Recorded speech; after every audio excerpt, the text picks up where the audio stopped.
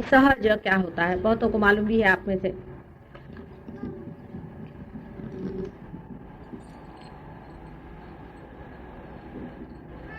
नानक साहब ने बड़ी मेहनत की है और सहज पे बहुत कुछ लिखा है। आप लोगों को बड़ा वरदान है उनका यहाँ पर, लेकिन उनको कोई जानता नहीं, समझता नहीं है। सहज का मतलब होता है सहज। सह माने साथ और ज माने पैदा हुआ, आप ही के साथ पैदा हुआ है। ये योग का अधिकार आपके साथ पैदा हुआ है। हर एक मनुष्य को इसका अधिकार है कि आप इस योग को प्राप्त करें।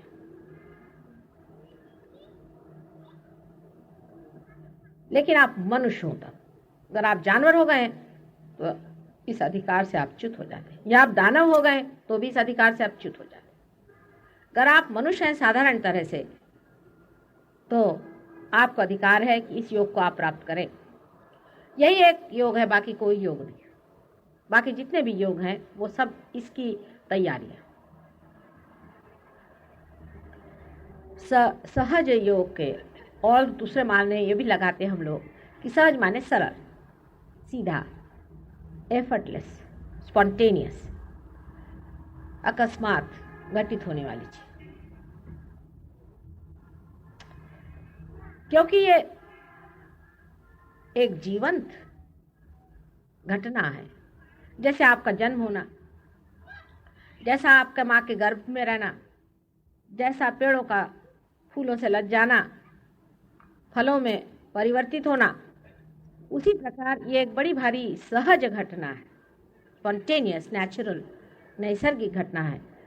और ये घटना जो है ये मनुष्य की उत्क्रांति की चरम सीमा है। मनुष्य जानवर से परमात्मा ने बनाया, आप जानते हैं। अमीबा से मनुष्य क्यों बनाया, प्रश्न करना चाहिए सब साइंटिस्ट को बैठ करके कि आखिर क्या वजह है। समझ लीजिए मैं 2-4 कलपुर्जे इकट्ठे करती हूँ और एक इस तरह की गोल चीज़ लाती हूँ, उसमें एक डंडा जोड़ती हूँ, तो कोई भी पूछेगा कि भाई ये सब क्या कर रही हैं, किसके लिए कर रही हैं। कोई भी इंजीनियर से पूछे कि वो अगर कोई बैठ कर चीज़ बनाता है तो किसी न किसी काम के लिए, किसी यूटिलिटी का ही बनाता है। कोई पागल आदमी होगा जो बैठे हुए यूं ही जोड़ते बैठा रहे। कोई भी समझदार आदमी किसी न किसी कारण से बनाता है। तो परमात्मा ने मनुष्य को किसी न किसी कारणवश ही बनाया। लेकिन ये सब बनाने के बाद भी जब तक इसको मैं मेन से नहीं जोड़ूंगी तब तक ये यूजलेस हो जाता है, इसका कोई काम नहीं रह जाता। ये बिल्कुल व्यर्थ की चीज़ है, इसको इस्तेमाल करने से कोई फायदा नहीं, क्योंकि इसमें से कनेक्शन ही नहीं हुआ।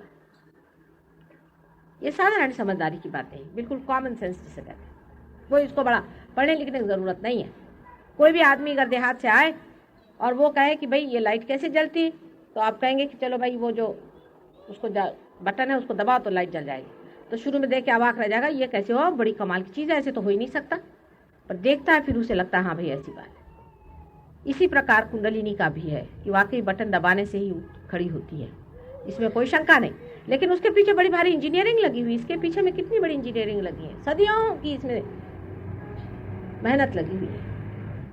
पहले तो इलेक्ट्रिसिटी का किसी ने पता लगाया, फिर उसको ये किया, फिर वो किया, फिर उसको वहन किया, फिर उसके बाद यहाँ लाया, फिर ट्यूबलाइट्स बनी, फिर ये सब कुछ हुआ, फिर आप तो जानते हैं कितना लंबा चौड़ा इसके पीछे में काम किया गया। इसी प्रकार जो आपके अंदर कुंडलिनी है वो सहज आपको ज़रूर मिल गई है, लेकिन इसका मतलब नहीं कि इस पर काम किया नहीं गया। ये आपकी पेशानी पे बहुत काम किया गया है, इस पेशानी को भी बड़ी शान से बनाया गया।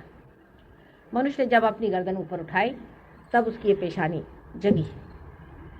इसीलिए कहा जाता है कि इसको सर को किसी के सामने झुकाना है, क्योंकि ये पेशानी बहुत मेहनत से बनाई गई। मनुष्य बड़ी मेहनत से बनाएगा, और मनुष्य क्या है असल में, अंदर क्या बनी हुई इंजीनियरिंग है वो ये है। मेरा तो विचार अपना ये रहता है कि भाई चलो पहले लाइट जला लो, फिर उसके बाद इंजीनियरिंग समझाती रहूँगी, क्योंकि इंजीनियरिंग जो है बड़ी सरदर्द की चीज़ है। कोई लोग तो बोर भी हो जाएंगे, इसलिए मैंने कहा पहले पार कर दूँ तो मेरे बातचीत का मज़ा उठाते हुए आप लोग सुन भी लीजिएगा, नहीं तो बड़े बोर हो जाते हैं। मैं खुद ही बोर हो जाती हूँ समझाते समझाते। तो कुंडलिनी जो है वो क्या चीज़ है उसको भी समझ लो।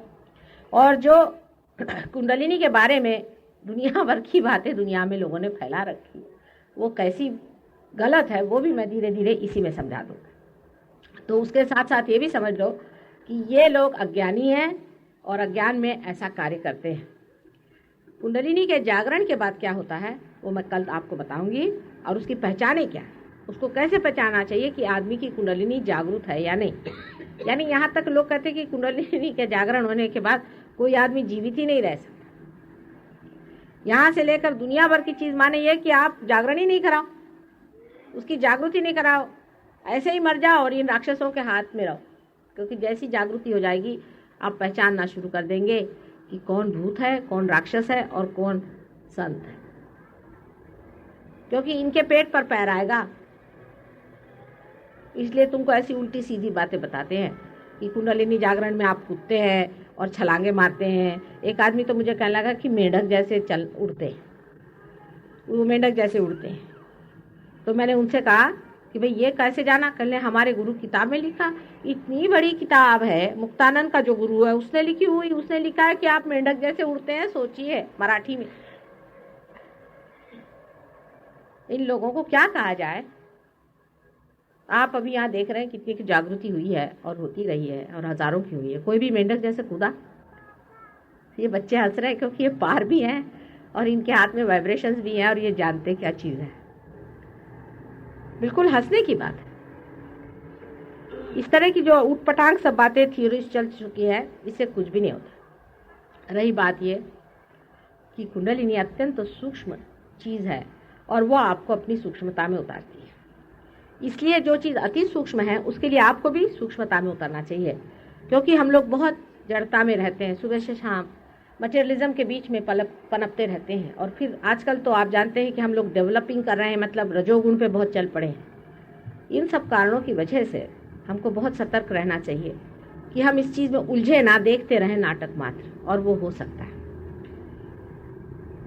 सहयोग में दिल्ली में बहुत लोग आते हैं, पार भी हो जाते हैं। उनमें से 25% लोग सहयोग में असली उतरते हैं, बाकी जो हैं वो फिर उड़ जाते हैं। और इसी तरह से चलते रहता है, क्योंकि मैंने आपसे कहा है कि सहयोग में पार होने की क्रिया तो घटित हो सकती है, छू भी सकते हैं आप, लेकिन उसको बिठाना पड़ता है। जैसे कि मोटर तो स्टार्ट कर देते हैं हम, लेकिन मोटर को चलाना पड़ता है। स्टार्ट करने के बाद में थोड़ी देर खड़खड़ खड़खड़ करेगी, उसके बाद वहीं रुक जाएगी। लेकिन अगर आप मोटर को जब तक चलाना नहीं जानेंगे, उसके कलपुर्जे नहीं जानिएगा, उसको चलाइएगा नहीं, तब तक आप जानिएगा नहीं कि आपके अंदर कोई गति भी हुई है। मोटर खड़ी है तो खड़ी है, उसके अंदर गति होनी पड़ती है। अब सब लोग मेरी और ऐसे हाथ करके बैठे हैं, मैं आपको कुंडलिनी क्या चीज़ है वो समझा देती हूँ। यह आपके आगे एक नक्शा है, ये भी एक बड़े भारी सहयोगी ने बनाया है, और 2 डेफ एंड डम मुँह के लड़कों को उसने बोलता किया हुआ है। बहुत साधारण जीव है, म्यूनसिपैलिटी में टीचर है वो, और उन्होंने बनाया हुआ है बड़े प्रेम से। और देखिए कितना सुंदर बनाया हुआ चित्र है, और उन्हीं की आइडिया है कि इस तरह के इस पे बनाने से, इसके रिफ्लेक्शन से ही लोगों को जागृति होनी चाहिए। और काफ़ी इसमें उन्होंने कमाल किए हैं, मतलब सब जितने भी कलर्स लगाए हैं सब मेरे पैर को छुआ के, वाइब्रेट करा करके मेहनत से और इसको बनाए। ये भी बहुत ज़रूरी होता है। अच्छा, आप लोग भी ऐसा है, आपको दिखाई नहीं दे रहा? जिनको नहीं दिखाई दे रहा इस तरफ आ जाए, थोड़ा सा आ जाइए इस तरफ, और इधर आ जाइए, क्योंकि समझने की चीज़ है। हाँ, अब जो है इसमें आप जो ये त्रिकोणाकार रस्सी में ये जो देख रहे हैं, यही कुंडलिनी है।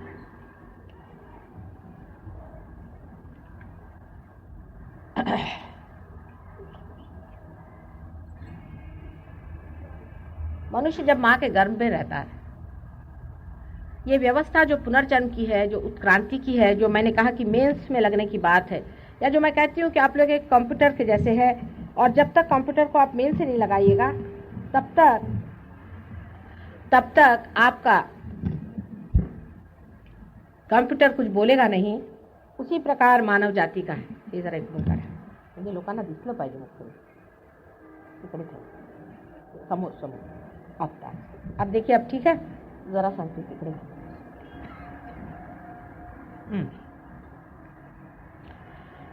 अब इसमें जो कुंडलिनी दिखाई है, ये माँ के गर्भ में जब बच्चा होता है तभी अंदर प्रवेश करती है, लेकिन यही नहीं प्रवेश करती, ऊपर से यहाँ जहाँ बच्चे की तालू होती है, जिसे हम फॉन्टेनेल बोन कहते हैं, वहाँ से ये देखा आपने ना कि ये त्रिकोणाकार जो बना है ये ब्रेन है आपका। मनुष्य ही का ब्रेन त्रिकोणाकार हो जाता है, जानवर का फ्लैट होता है, मनुष्य का त्रिकोणाकार होता है। तो ऊपर से कुंडलिनी नीचे उतर के और यहाँ बैठ जाती है। और इसके अलावा ये जो दोनों शक्तियाँ हैं इधर में, ये दोनों शक्तियाँ राइट साइड और लेफ्ट साइड, ये दो नाड़ियाँ होती हैं, ईड़ा और पिंगला। ये ईड़ा है लेफ्ट की और वो राइट की पिंगला, इन दो नाड़ियों में दौड़ती है। अब अगर इसको साइंस में समझाऊं तो ये समझ लीजिए कि अपने अंदर एक स्वयंचालित संस्था है जो हमारे हृदय को चलाती, जो हमारा पूरा अन्न है उसको पाचन करती है, माने हमें डाइजेस्ट कराती है, जो ऑटोमेटिकली चीज़ें अपने अंदर होते रहती शरीर में। हमारी श्वसन क्रिया है, जो श्वास लेने की क्रिया है, उसको जो कराती रहती है उसे हम ऑटोनॉमस नर्वस सिस्टम कहते हैं। लेकिन अगर किसी से पूछा जाए कि ये ऑटो माने स्वयं चालित जो चीज़ है वो क्या है, ये स्वयं कौन है, तो कोई इसका जवाब नहीं दे सकता। कोई भी डॉक्टर तो ये कहेगा कि हम इसको स्वयं चालित कहते हैं। आप कह देने से नहीं है, एक्सप्लेनेशन कुछ नहीं उनके पास। ये जो स्वयं चालित संस्था है इसमें दो तरह की संस्था होती है, उसको एक को तो पैरासिम्पैथेटिक कहते हैं और एक को सिंपैथेटिक कहते हैं। यही जो ऊपर से जो जहाँ तक दिखाई हुई है बीच की जो चीज़ है, ये अपने रीढ़ की हड्डी में सूक्ष्म स्वरूप में रह करके और पैरासिम्पैथेटिक को चलाती है। और ये जो दोनों संस्थाएं हैं ये left and right sympathetic nervous system को चलाती है। पर ये मैंने आपको सूक्ष्म नाड़ियाँ बताई, ये बाहर में ग्रोस में ये नाड़ियाँ हैं। अब मुझे तो आश्चर्य है कि एवन जैसे आदमी ने इतनी बड़ी किताब रखी हुई है कुंडलिनी पर, और वो क्या कहता है कि पेट में होती है कुंडलिनी। अब जिन्होंने अपने आँख से देखी है वो बता सकते हैं कि त्रिकोणाकार अस्थि में होती है। अब इस तरह की उसने अगर बात लिख दी और इतनी बड़ी किताब लिख दी तो क्या उससे अब कौन झगड़ा करने जाए, वो तो मर के काफ़ी दिन हो गए। अभी जिंदा भी ऐसे बैठे हुए हैं कि वो कुंडलिनी के बारे में 1760 बातें बताते रहते हैं, लेकिन वैसी बात है नहीं। असल में जो है सो है, असत्य कोई किसी के लिख देने से क्या होता है, कोई चाहे हजारों किताबें लिख सकता है, असत्य बहुत कुछ लिखा गया है। आप जान लीजिए जो कुछ लिखा है सब कुरान नहीं है, सब पुराण भी नहीं है और बाइबल गीता भी नहीं। जो कुछ लिखा गया है उसमें बहुत कुछ झूठ है, यहाँ तक कि हमारे शास्त्रों में भी लोगों ने झूठ घुसेड़ने की कोशिश की, क्योंकि झूठ जो होता है वो हमेशा आक्रमण करता है, आप जानते हैं सत्य की। और इस वजह से जो अपनी आँख से देखो, जो आप में घटित हो, जो घटना हो उसे जानो। पढ़ लिख करके आप कुछ अब कहीं से कुछ पढ़ के आए, ऐसे तो कुंडलिनी नहीं है, तो जब है ये नहीं तो हम कैसे करें भाई। आप अगर कहीं से पढ़ के आए कि गुलाब के फूल का रंग नीला होता है और फिर कहा कि साहब ये तो गुलाब का फूल ही नहीं क्योंकि इसका रंग नीला नहीं, तो ऐसे लोगों से क्या कहा जाए, ऐसे लोगों को कौन सी बात समझाई जाए, ये बताइए आप। कि उन्होंने कहा है, आप उनको जानते नहीं, फिर आपने किताब खरीदी कितने, 2 रुपए में, फिर वो मैंने पढ़ी, उसमें ये लिखा है माता जी, फिर आप ऐसे क्यों करें। अब मैं क्या आपसे कहूँ कि वो झूठा आदमी है, कहूँ तो आप मुझे डंडा लेके मारने दौड़ेंगे, क्योंकि आप फौरन वकील बन जाते। आपने किताब क्या पढ़ ली, आपके पास एक किताब क्या आ गई, आप उस किताब वाले के वकील बन जाते और मेरी जान को लग जाते कि माँ ऐसा तो है नहीं, आप यही बोल रही, यानी मैं झूठी हो जाती, वो सच्चा हो जाता, क्योंकि आपने 2 रुपए लेकर उसको खरीद लिया या किसी गुरु को आपने बना लिया। अब वो गुरु महाराज ने जो भी कहा वो आपके लिए सत्य हो गया। भाई उसने आपको कुछ किया, उसने आपको पार किया, उसने आपके साथ क्या किया, कुछ नहीं, वो तो 7 मंजिल पे बैठते हैं, मुझे नाम दे दिया। अरे मैंने कहा भाई जिसने नाम दिया उसने तुम्हारा कुछ देखा नहीं, नहीं मेरे तो हार्ट अटैक आ रहा है माता जी इसलिए मैं आपके पास आया। मैंने कहा उसी को क्यों नहीं कहते तुम, अब मेरे पास काय को आए। वो तुमको देखता भी नहीं कि तुम्हारा हार्ट अटैक आ रहा है, कि तुमको कोई बीमारी है, कि कोई तुमको तकलीफ है। ऐसे गुरु को लेकर उसका क्या अचार डालने का। और ऐसे अनेक गुरु हैं जिनके शिष्यों को हार्ट अटैक्स आ रहे हैं। अरे अगर गुरु रख के उससे हार्ट अटैक्स आते हैं, आपकी तंदुरुस्ती चौपटाती है, आपका दिमाग खराब होता है, आपकी बीबी पगलाती है, घर में सब चौपट है, यहाँ कोई लक्ष्मी जी का स्थान ठीक नहीं, तो ऐसे गुरु का क्या अचार डालने का। आप उसके पीछे में क्यों लगे हुए हो, उसे क्या दिया, हजारों आदमी दौड़ रहे हैं इसलिए हम भी दौड़ रहे हैं। अरे सब गधे हैं तो आप भी गधे होंगे। ये भी एक सोचने की बात होती है, मनुष्य को सोचना चाहिए कि हम क्यों इसे गुरु मान रहे हैं। दूसरा मानता है माने, हम क्यों माने। हमें भगवान ने स्वतंत्रता दी है और हमने अपने स्वतंत्रता में नहीं जाना है। बहुत से ऐसे गुरु हैं जैसे वो ट्रांस वाले महाराज हैं, वो आपके एक नाम दे देते हैं, आप भूत में चले जाओ, आपको लगता है आप बड़े भारी आदमी हो गए। किसी भूत का नाम दे दिया आपको, आप भूत का नाम लेने से हो जाते हैं वो तो ठीक है बहुत बड़े आदमी हो गए। शराब आप पियो, औरतें आप रखो, खाना जो खाओ, जैसे भी सताओ, दूसरों को पीड़ित करो, एग्रेशन करो, कुछ नहीं। बस आप तो साधु बाबा हो गए। क्यों? फलाने गुरु उसने 4 औरतें रखी, मैंने 10 रखी, तो क्या होगा? उसका धर्म से, मनुष्य से, उसके ह्यूमन एलिमेंट से कोई भी संबंध गुरु का नहीं रहता है। ये अजीब तमाशा।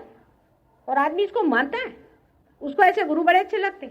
हमारे यहाँ एक वो रजनीश है, हमारे यहाँ एक रजनीश नाम का आदमी है, तुम तो सुने हो उसका नाम।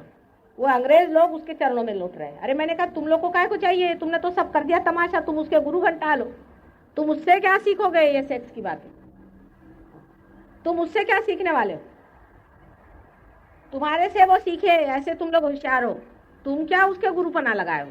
लेकिन इसलिए कि कॉन्शियस कीपर है, क्योंकि ये तो अभी राक्षस नहीं हुए ना, तो ये सोचते हैं कि हम इतने गंदे काम कर रहे हैं, क्राइस्ट ने तो ये काम नहीं किया और हम लोग ये सब धंधे कर रहे हैं लिबरेशन के नाम पर, तो कोई ना कोई गुरु बना लो तो उसका सर्टिफिकेट लेकर जाएंगे। वो गुरु बैठा रहेगा नर्क में और ये भी उसके पीछे चले जाएंगे। ऐसे लोगों गुरु ऐसे अच्छे लगते हैं लोगों को कि जो कहे हाँ भाई तू बड़े अच्छा आदमी, हाँ, तुम्हारे से बड़ा कोई नहीं। बस तुम्हारी पर्स इधर रख दो, तुम्हारी बीवी तुमसे समझती नहीं तो उसको भी इधर भेज दो, मैं सब तुम्हारे काम कर दो। ऐसे भी गुरु लोग हैं दुनिया में। वो कहते हैं अपना जो कुछ भी पैसा धन संपत्ति सब आश्रम को दे दो और आप बिल्कुल वहां पर पहुंच जाओ। ऐसे दूसरों के पैसे पे नजर रखने वाले गुरु कैसे हो सकते? पहली चीज पैसे से। और आपको भी अच्छे लगते हैं ऐसे गुरु, क्योंकि आप सोचते हैं आप पैसे वाले हैं, भाई दिल्ली वाले हैं, काफी दोनों हाथ से पैसा कमाते हैं। कुछ लोग अपने नेगेटिव भी पैसा कमा लेते हैं अंडर द टेबल, तो उसका भी इंतजाम होता है। गुरु भी पाल लिया है, उसका भी इंतजाम है। चलो भाई गुरु भी अपने हैं, तो अपन ने अपना अगला जन्म भी ठीक कर लिया और ये जन्म भी अपना ठीक है। हमारे गुरु तो कुछ कहते नहीं, बड़े शरीफ आदमी है। जकार्ता में एक और गुरु मिले। जकार्ता के पास सिंगापुर में कुछ हिंदी लोग आए, माता जी हमको बचाओ। मैंने कहा क्या हो गया भाई? कहले अब तो हमारे गुरु ने हमारी लुटिया डुबो दी। मैंने कहा क्यों? कहले वो तो जाके बैठे हैं स्विट्जरलैंड। मैंने कहा अच्छा। कहले हम स्मगलिंग करते थे, हमारा सब जकार्ता माल पकड़ा के। मैंने कहा बड़ा अच्छा हुआ, अब मत करो ऐसे। तो नहीं, हमारे तो गुरु ने ऐसा कहा कि करो और हमको कुछ तरीके भी बताए। मैंने कहा अच्छा। और अब वो स्विट्जरलैंड बैठे हुए। तो ऐसे गुरु जो पालना चाहते हैं उनका यहाँ स्थान नहीं है। सीधा ही साहब मैं हाथ जोड़ती हूँ, चाहे मेरे पास 2 ही शिष्य है, मुझे हर्जा नहीं। जिसको सत्य चाहिए वो यहाँ है, पहली चीज। जिसको सत्य नहीं चाहिए और असत्य के पीछे जो भागना चाहते हैं वो मेहरबानी से तशरीफ ले जाए। लेकिन आप अगर सत्य खोज रहे हैं तो मैं मेहनत करने को तैयार हूँ और सब कुछ करने को तैयार हूँ। उसी की प्रतिष्ठा होती है जो सत्य पे खड़ा होता है। परमात्मा ऐसे आदमी से कभी नहीं खुश हो सकते जो आदमी ऊपर एक और पीछे एक बात करता है। ढोंगी पना और ये सब चीजें यहाँ चलने नहीं वाली। जो वास्तविक में अपना उद्धार चाहता है और अपना कल्याण चाहता है, उसके लिए हम हाजिर हैं, उसकी हर एक सेवा करने की। क्योंकि हम आपकी माँ हैं, हम आपसे झूठ नहीं बोलेंगे और आपकी किसी भी झूठ बात को हम सपोर्ट नहीं करेंगे। तुम लोग बुरा नहीं मानना, अत्यंत प्रेम से हम तुमसे कहेंगे, तुमको दुख नहीं देंगे, अपमान नहीं करेंगे, लेकिन जो हम बात कहेंगे उसको तुमको सुनना पड़ेगा। इस शर्त पे हम पार कराएंगे और आगे चलाएंगे और तुमको पार हो करके और दुनिया को देना पड़ेगा। जैसे कि कोई दीप जलता है तो उसको कोई पलंग के नीचे नहीं रख देता, वो बुझ जाएगा, उसको ऑक्सीजन में जलना चाहिए। इसी प्रकार जो पार हो जाता है उसको दूसरों को देना पड़ेगा। अभी एक किस्सा सुना रहे थे। एक औरत आई थी, ये सुब्रमण्यम साहब लेके आए थे, मिस राव करके। उसकी शादी नहीं हुई थी तब, और उसके ब्रदर यहाँ पर DIG पुलिस थे, तो ले करके आए मेरे पास में।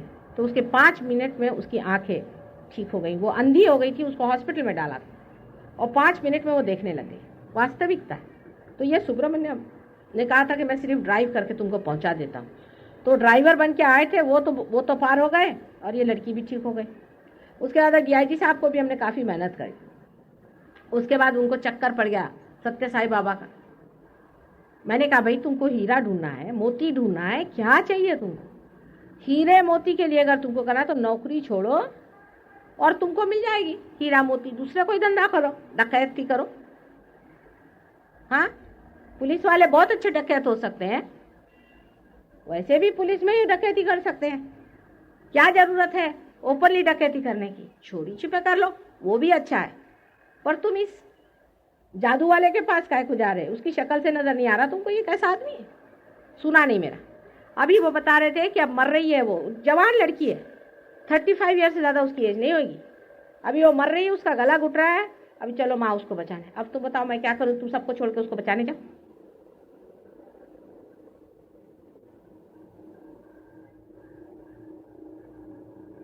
हार्ट अटैक आ जाते हैं लोगों को। यह सोचना चाहिए कि तुम्हारे गुरु क्या कर रहे हैं। अगर किसी का हो असल गुरु, अब तो पहले ही पहचान लेते हैं। जो तुम्हारी कुंडलिनी खराब कर दे, जो तुम्हारे इस मार्ग को अवरुद्ध कर दे, वो गुरु कैसा? जिसकी वजह से तुम पार ही नहीं हो सकते तो भी उसको छोड़ेंगे नहीं, पकड़े ही रहेंगे, पकड़े ही रहेंगे, पकड़े ही रहेंगे। अभी यही महेश योगी के 132 लड़के मेरे पास, लड़के लड़कियां लंदन में आए और सब बोलते हैं हमारे सर में ब्लॉकेड हो गया माता जी, समझ में नहीं आता क्या ब्लॉकेड हो गया। उनके भी इलाज है। मोहम्मद साहब ने बहुत इलाज बताया ऐसे दुष्टों के, नानक साहब ने भी बताए,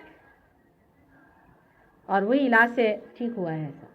तो तुम लोग भी समझ लो कि सत्य चाहना है, असलियत चाहना है, पार होना है, हमको अपनी हस्ती को जानना है, हमारे अंदर जो छिपी हुई संपदा है उसको हमको रिलीज करना है। इनके शिष्यों से देखो, तुम लोगों को शिष्यों से देखना चाहिए। इनके शिष्य हैं, क्या वो धर्माचरण कर रहे हैं?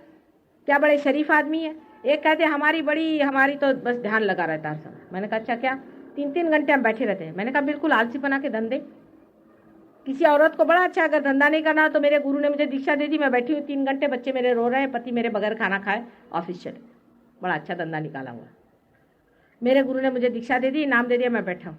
निष्क्रियता अगर धर्म का लक्षण होता तो ये कृष्ण जी हाथ में सुदर्शन चक्र लेकर यहाँ क्यों आए थे? बैठते अपने निष्क्रिय बन करके कहीं जंगल में जा करके, शादी भी करेंगे और बीवी बच्चे जो है उनको नहीं संभालेंगे। ये कोई धर्म का लक्षण होता है?